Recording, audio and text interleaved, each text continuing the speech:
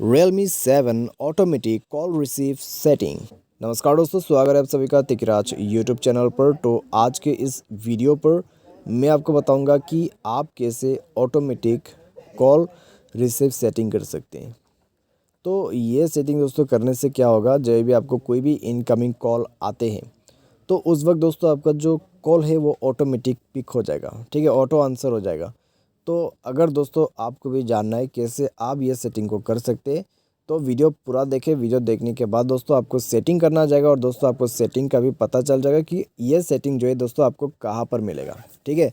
तो चलिए वीडियो को देर न करते हुए शुरू करते हैं। वीडियो शुरू करने से पहले दोस्तों अगर आपने चैनल को सब्सक्राइब नहीं किया है तो सब्सक्राइब करके बेल आइकन को क्लिक करें। यदि आप ऑनलाइन पैसा कमाना चाहते हैं तो वीडियो डिस्क्रिप्शन पर आपको लिंक मिल जाएगा और किसी भी प्रॉब्लम के रिगार्डिंग पर हमें ट्विटर पर फॉलो करके मैसेज कर सकते हैं।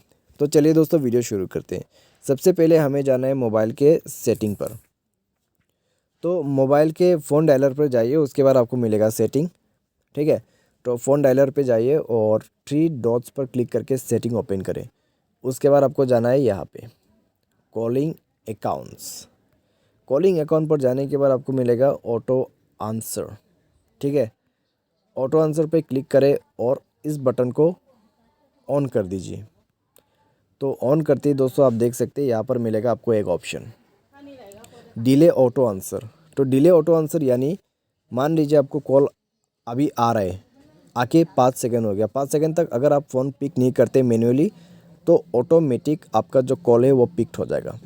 3 सेकंड भी कर सकते, 10 सेकंड भी कर सकते, 5 सेकंड भी कर सकते, ठीक है। आप अपने हिसाब से सेट करें।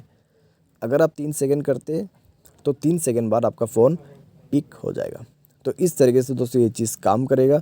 तो अगर आपको ये सेटिंग करना है तो इस बटन को इनेबल ही करके रख दीजिए और आपका ऑटोमेटिक कॉल रिसीव सेटिंग यहाँ पर हो जाएगा, ठीक है।